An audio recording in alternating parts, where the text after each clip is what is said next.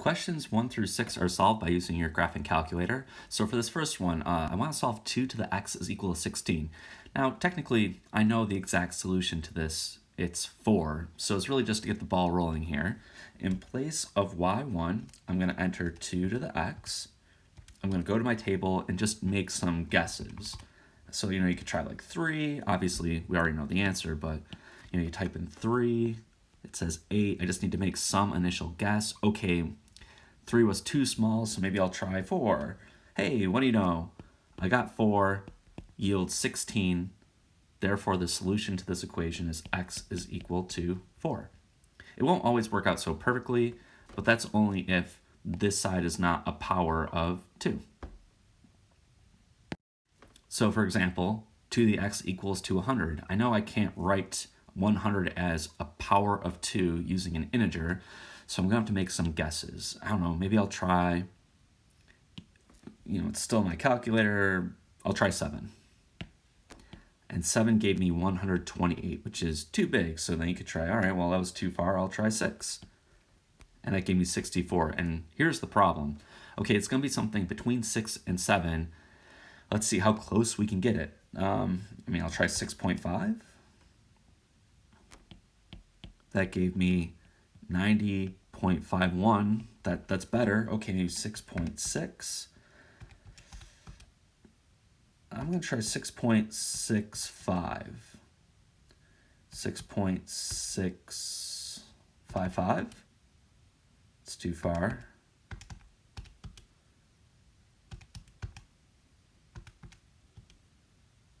I think I'm going to stop with this guess that I have in my calculator, which is 6.651. That's pretty decent. That's 100.5.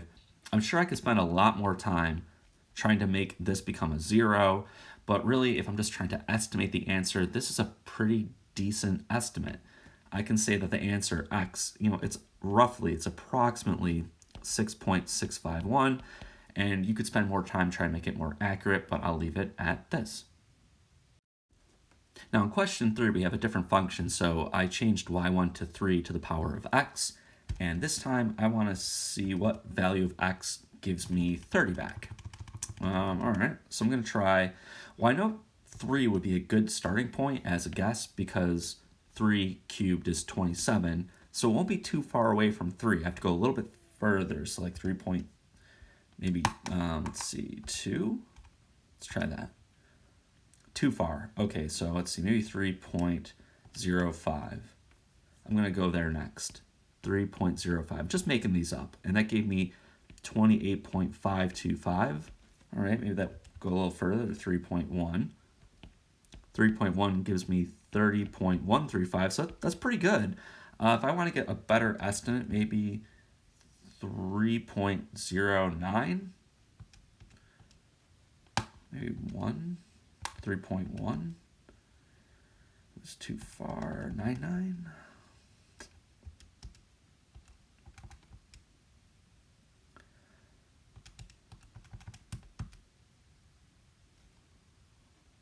Boy, this is not a good approach to take, but I found a good value.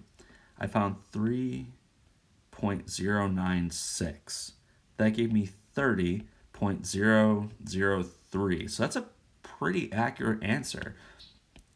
Here, I'm going to stop and say, well, it's not exact, but it's roughly 3.096. There's a lot of correct answers here that I would accept. You really just want some value that gives you an estimate that's going to be good enough for the given problem. I haven't really stated what that is, so as long as you're relatively close, like this, I think that's good enough.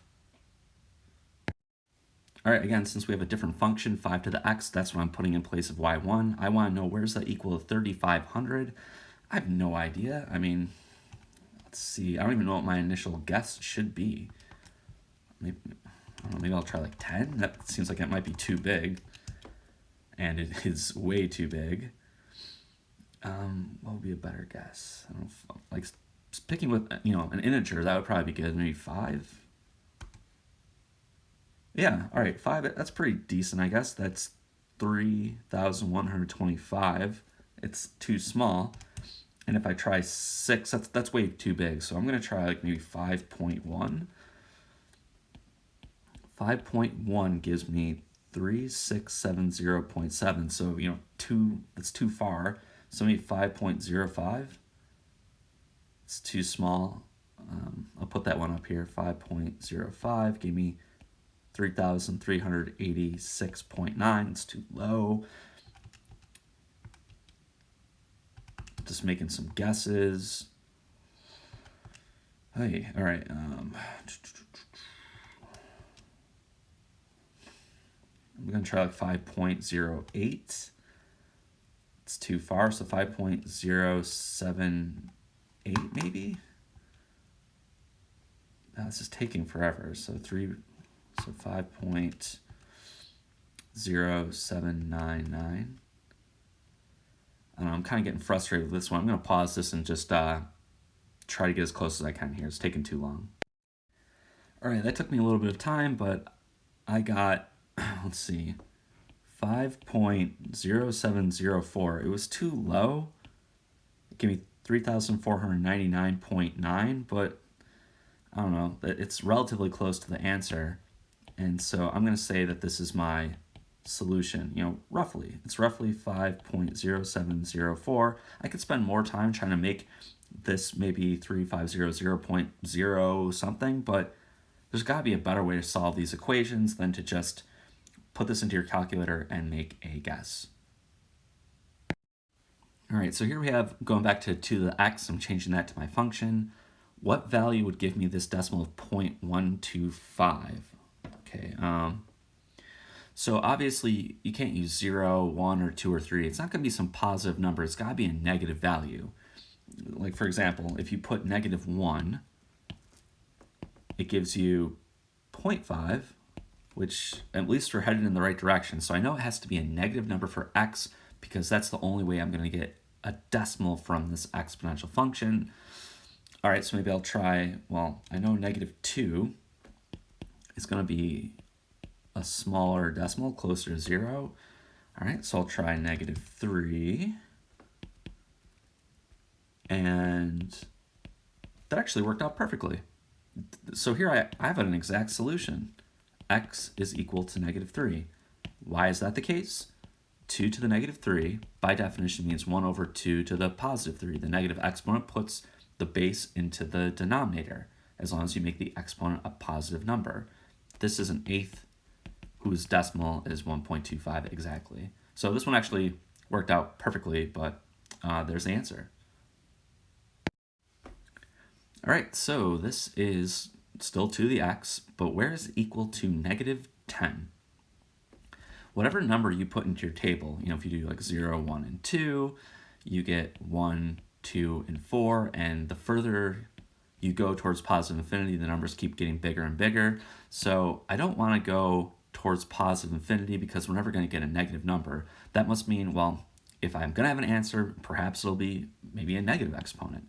So you could try like -1, -2, -3, kind of like what we did in the previous question, and -4.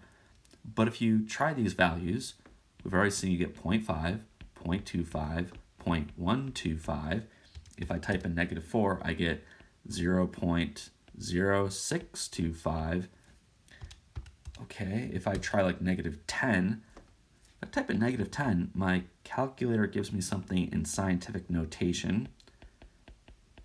So, what this means is you take 9.8 and you move the decimal a total of 1, 2, 3, 4 times to the left because the number is getting smaller, but you get this value here. So the numbers are getting closer and closer to 0. So these get closer to 0, but they're never negative. In fact, when we discussed the function 2 to the x, the range of this function, the range of 2 to the x, was everything from 0 to positive infinity. This means there's no way you could ever get a negative number back.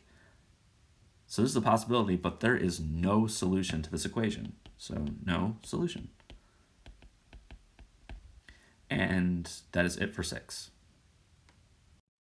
For questions 7 and 8, we're going to use this formula that tells you the balance of an account if you're given B sub 0, an initial investment, with an R% interest rate that is compounded n times per year. So let's check this out in question 7. All right, I have to list down the given information, and we're starting with $8,000. That's our initial amount. So we're going to put 8,000 in place of b sub 0. We're earning a 0.8% interest that's compounded quarterly. So our percent is equal to 0.8%, which we'll have to convert to a decimal by moving 2 places to the left. And since we're compounded quarterly, n is equal to 4. And if we just simply plug all this information into the above equation, we've solved part A of question 7. B of t is equal to 8,000 times 1 plus 0.008 divided by 4 to the power of 4t. And I'm just going to simplify what is inside the parentheses. And when I do that, okay, my formula becomes this. B of t is equal to 8,000, 1. That makes sense, 002 to the 4t. All right, for part B, we're going to put this thing into our graphing calculator in place of y1. And when I do that, I have to be careful. The exponent I have to put in parentheses. If you don't put parentheses around both 4 and x, it's only going to raise this number to the 4th power and then multiply it by x, not in the exponent. So let's go ahead and type that in. 8,000, 1.002 to the power of 4x. All right. Part B asks, what is the balance of this account after 12 years? So we're saying if t is equal to 12, what's the value of b of t? So b of 12, what is that equal to? I'll go to my table, put 12 in place of x, and the value I get back is 8805. I'm going to go to 2 decimal places if I scroll over to the number, but you get 0.23, so approximately 23 cents. So that's $8,805.23. So that is not good, but I was not expecting a big value. We have a very small interest rate, and over 12 years we made $805 in interest. So not very good, but I wasn't expecting a big value. For part C, it says using logarithms, determine how long it takes the account to triple in value. Now you could just guess the answer here by using your table, but I'd like to use logarithms to answer this question. So let's set this up. We're not solving for time, but we're actually solving for the time that gives us a certain balance. So first, triple in value.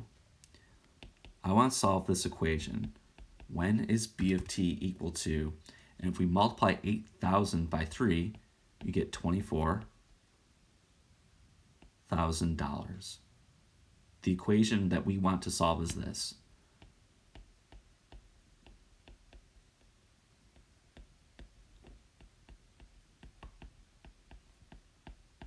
The goal is to solve this thing for t. To do that, I'm going to divide both sides by 8,000. No surprise that the equation becomes 1.002 to the 4t is equal to 3. Okay, next, I want to take the logarithm of both sides. So that is, I'm going to take the log of 1.002 to the 4t, and also the logarithm of 3, which is just a number. By our property of logarithms, this 4t will be in the front of the function. So we get 4t times log of 1.002 is equal to log of 3. Kind of moving around here a little bit, but to solve this equation, I'm going to divide both sides by 4 and by log of 1.002. That gives me t is equal to log of 3 all divided by both 4 and log of 1.002. I'm being careful to put parentheses around those two things, specifically when I type this into my calculator. So here we go. Log of 3 divided by parentheses 4 log of 1.002. And the number that I get back for t, it's a decimal. Maybe I'll go to 2 decimal places. 137.46. I'm going to check this in my table. If I type that number into my table, it should tell me $24,000. 137.46.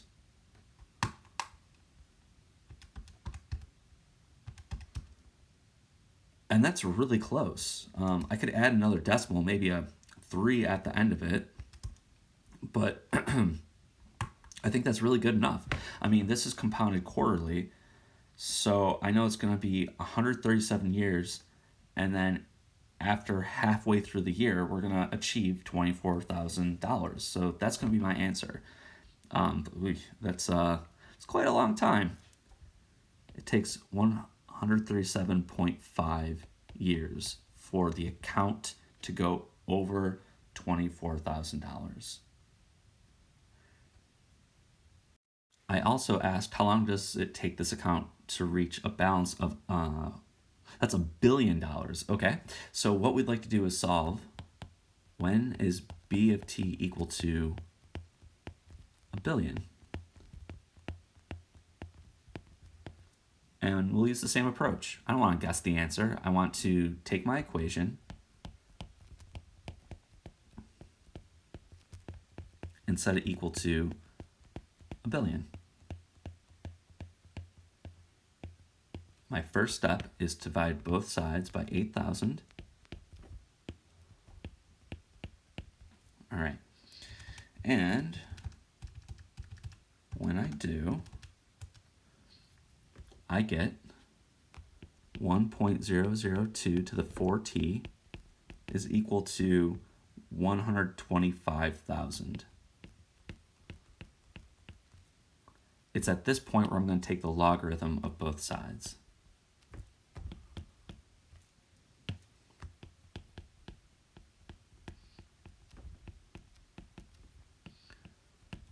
By properties of logarithms, this 4t comes to the front of the function.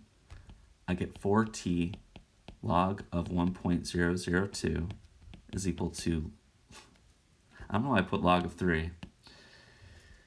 That's from the previous part, but that's really log of 125,000. Whoops, just switch that up. It's supposed to be this thing. Okay, to solve for t, I need to divide both sides by not only 4, but also log of 1.002.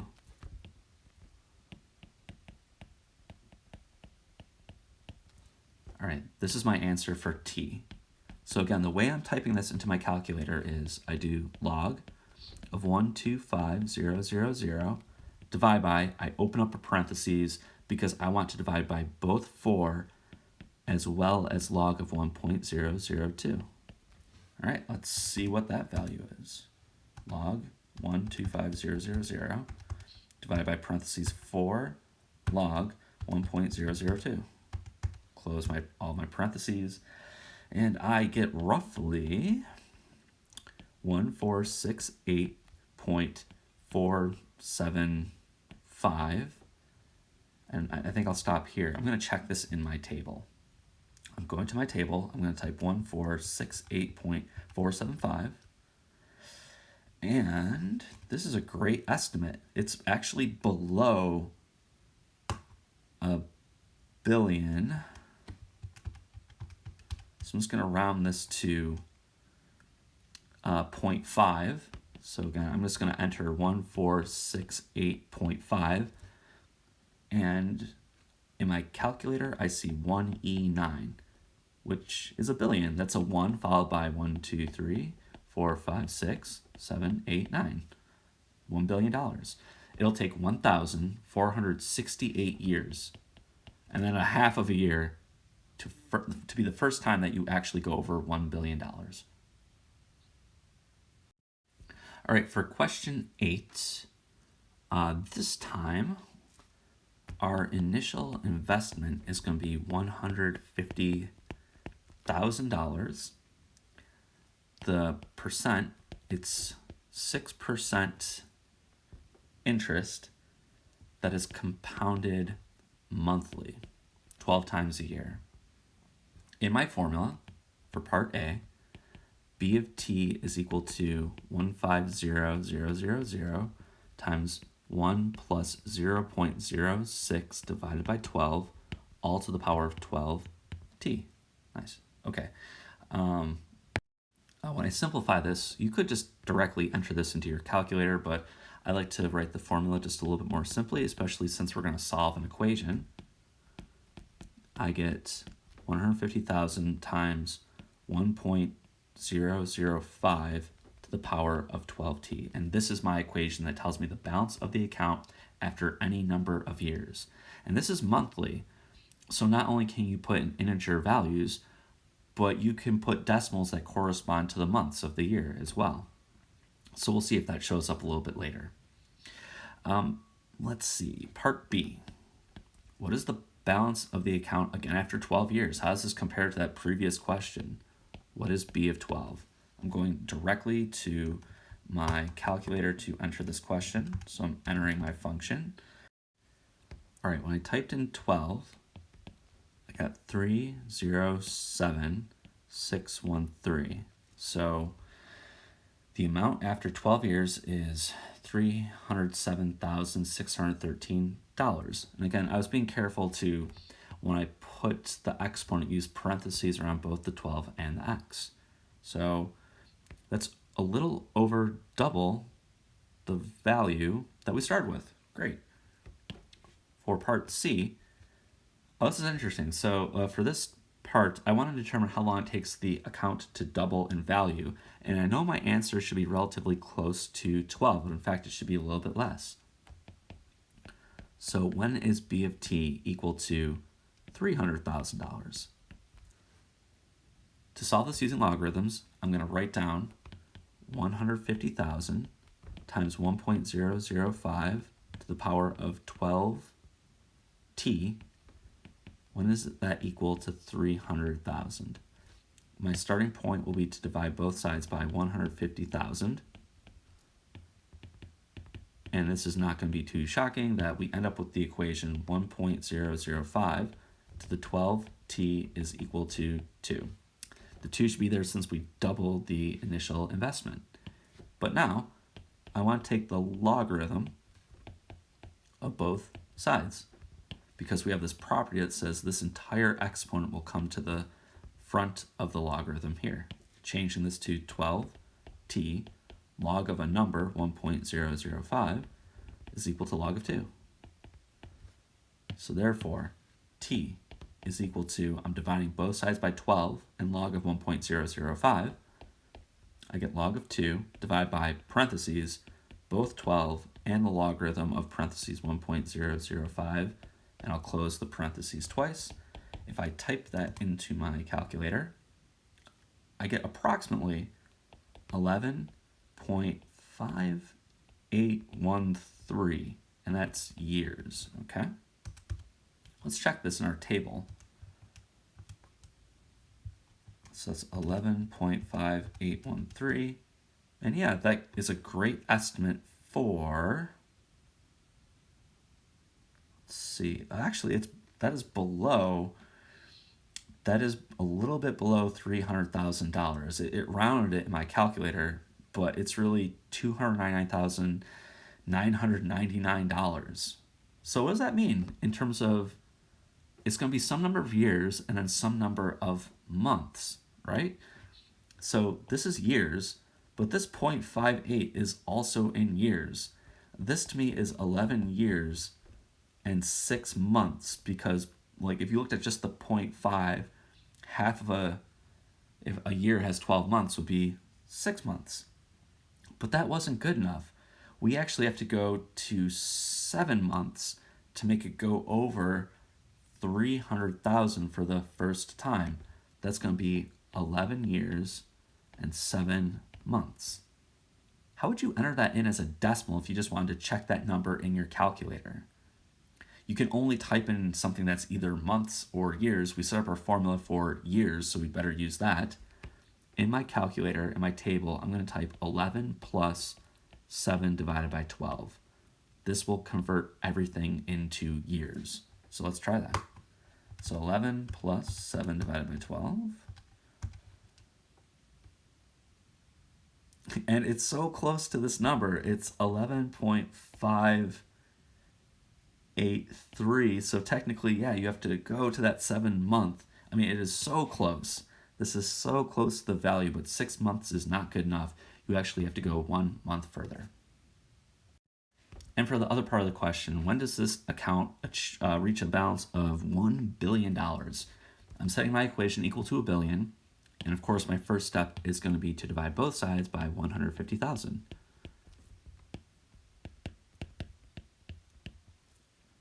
This equation becomes 1.005 to the 12t. Okay.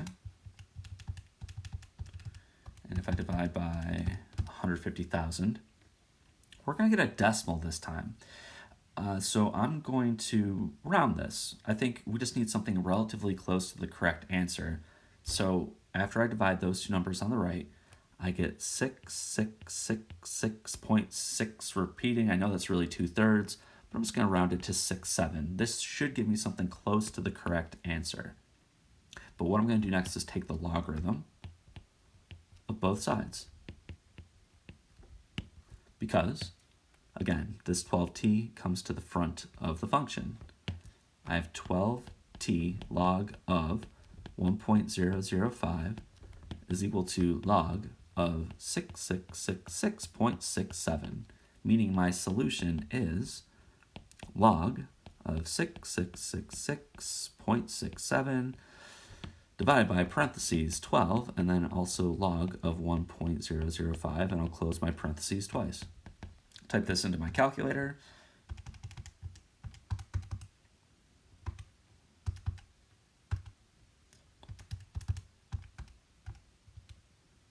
And I get 147.11449. I'll round it there. That's years. It's a very long time, but I was expecting it to be a very long time. So that's some number of years. That's 147 years. But how many months? What is 0.11449 in months? That decimal is currently in years. So to figure that out, I'm going to take 0.11449 and I'm going to multiply it by 12.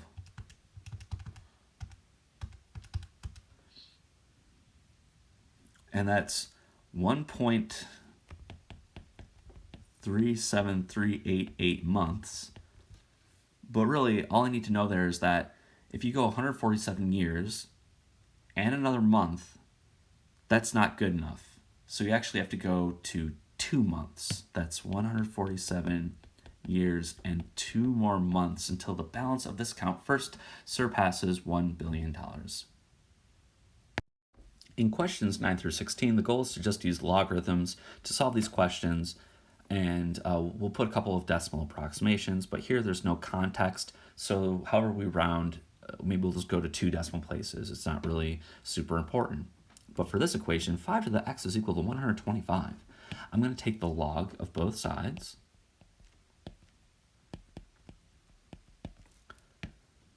and that's 5 to the x and 125. The property of logarithms that I'm using says this exponent comes to the front of the function. We now have x log of the number 5 is equal to log of 125. I now divide both sides by log of 5. I have my answer. X is equal to log of 125 divided by log of 5. And I can type this in my calculator to see, well, what is that number? Just, maybe it's a decimal, maybe it has an exact value. I don't know. Let's see. Oh, it says 3. Exactly. Oh, well, yeah, that makes sense. If you square 5, you get 25, but if you cube it, it would take you to 125 exactly. This won't always happen, but every once in a while, you solve your equation and it turns out to be that the answer is an integer. So no need to round, 3 is the exact answer. If we try this in question 10, it's 5 to the x is equal to 600. And if I take the log of both sides, I'm thinking I'm probably not going to get an exact answer this time. But the next step is the x comes down front, and I'll divide both sides by log of 5.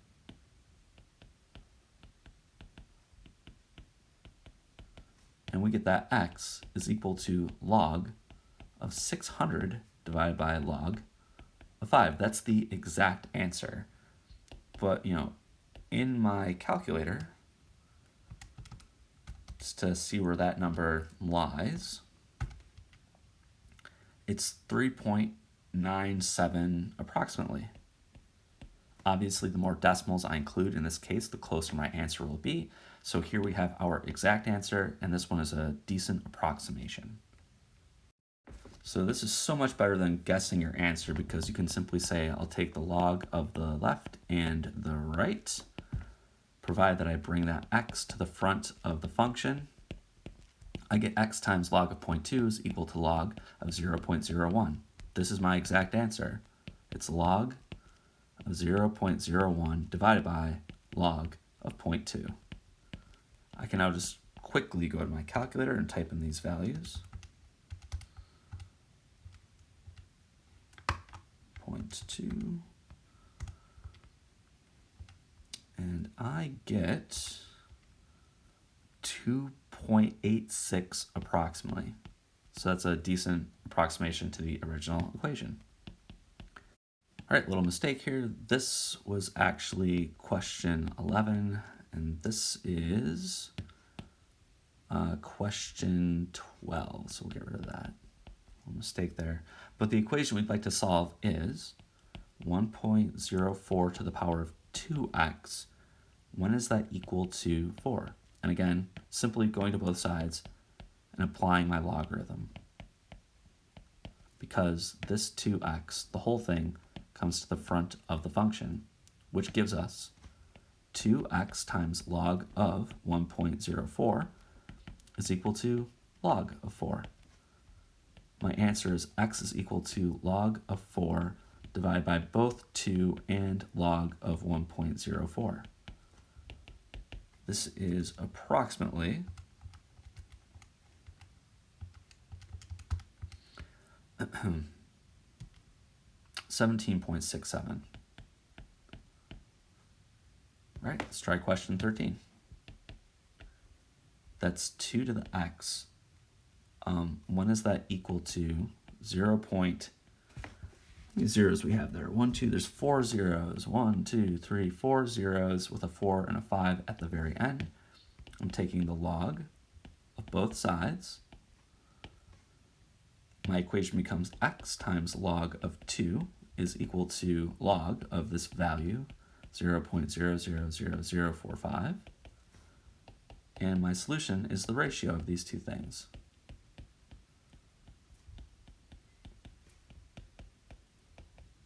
And that is roughly, if I just go to my calculator, log of 0.1234, 4 zeros with a 4, 5, divided by log of 2. Okay, here I get a negative value. Negative 14 point, it's going to be 4, 4, which, I mean, that makes sense. As we've seen earlier, 2 to the x becomes very large if x is large itself towards positive infinity. But if you put in a negative number, those are the values that give you decimals, so this seems like a reasonable answer. This problem looks a lot like interest in a bank account type of question where first we have to divide both sides by 5,000, and when you do, we have 1.25 to the 4x. And if we divide both sides by 5,000, you get, that's no surprise, 200,000.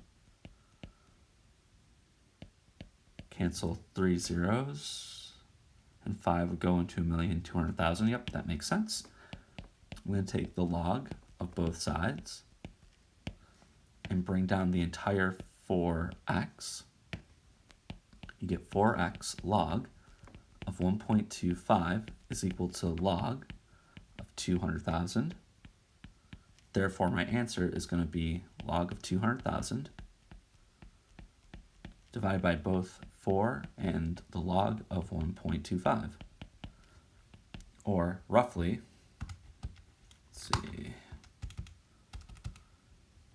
log 200,000 divided by 4 and log of 1.25. 13.68 approximately.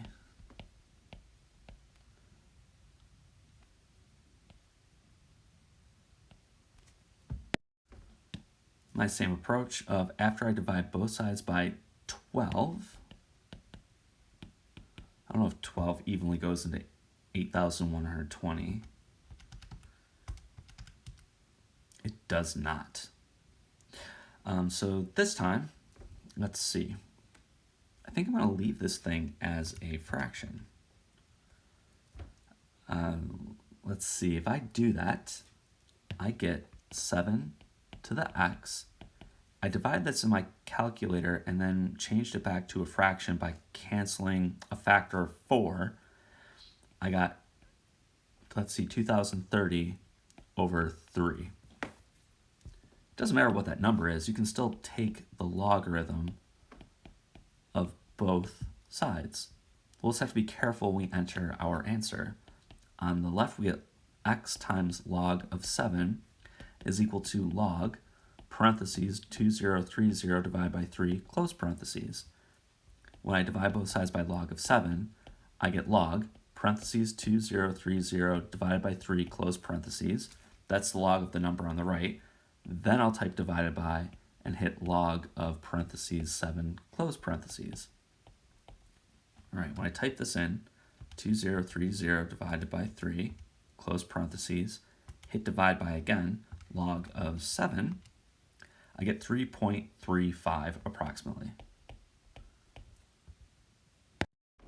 All right, so for 16, this one's going to be slightly different, just a little bit, because we have to be careful with this exponent. The exponent is both x and a plus 1 at the end. I still would start by taking the logarithm of both sides. But here, when you bring down this entire exponent and put it in the front of your function, I want to put parentheses around it. And the reason is x plus 1 has to be multiplied to the entire value log of 3. This is something to look out for. This is what it looks like to take the product of the exponent and the log of 3. You need parentheses to say that log of 3 is multiplied to both x and 1. On the right, we're just left with log of 33,550,336. So now if we're solving for x, I'm actually going to divide both sides by log of 3 first.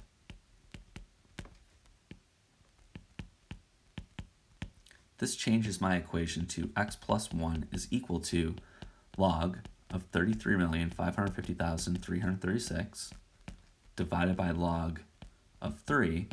And to get x by itself, I will subtract 1 from both sides. But that 1 is separate from the fraction with our logarithms. I mean, the exact answer is this gigantic mess, but you would type it in your calculator as log of 33,550,336 divided by log of 3. But then at the very end of all that, you put a minus 1. What is that approximately equal to? Okay, divided by log of 3, then a minus 1 at the very end, and we get 14.77. All right, and that's the answer to the original question.